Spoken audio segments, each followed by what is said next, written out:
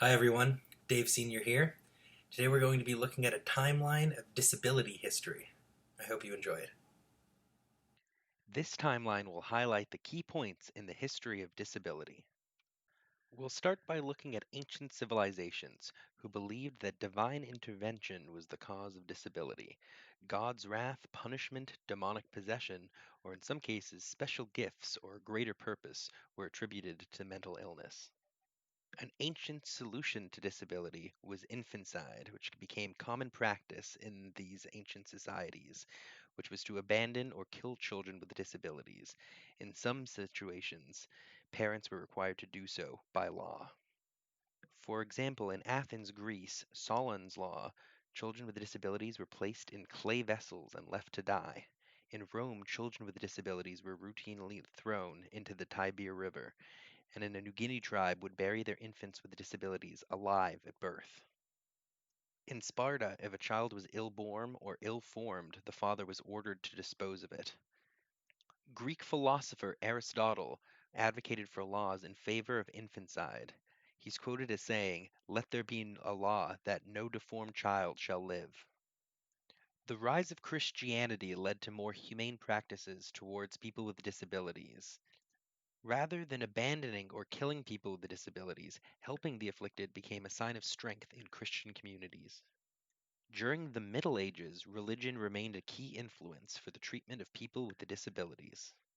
During this time, the first institutions were established, and some monasteries took people in with disabilities. These places were simply shelters and did not provide services. During this time, there were still examples of deplorable treatment of people with disabilities.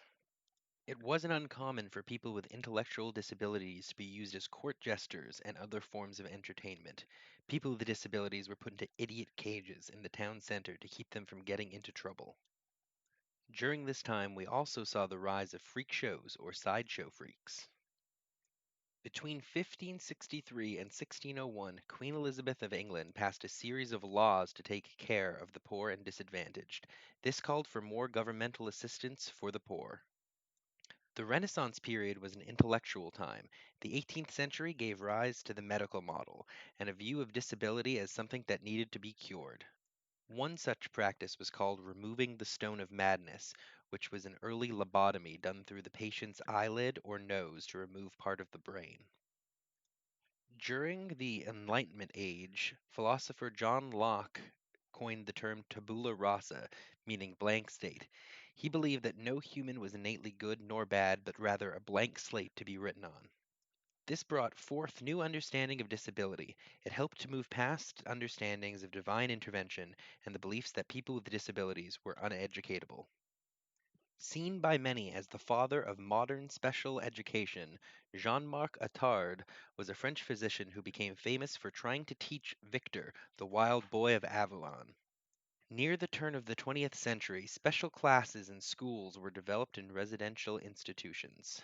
The time before these institutions was marked by apathy and an assumption that people with disabilities could not learn.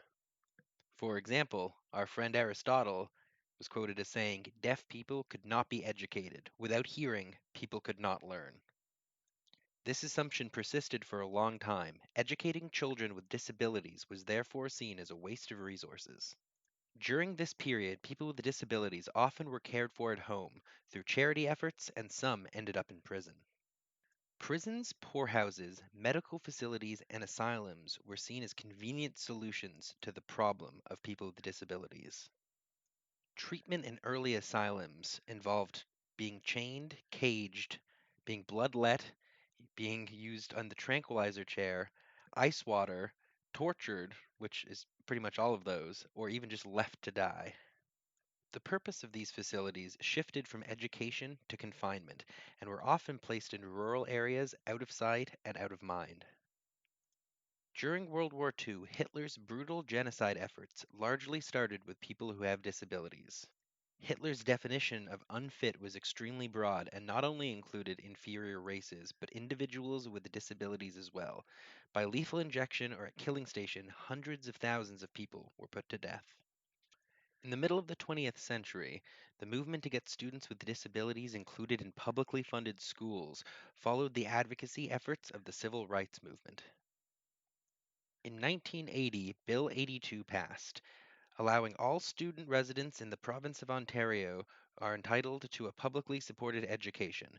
Every school board in the province is required to provide special education programs and services for students with exceptionalities.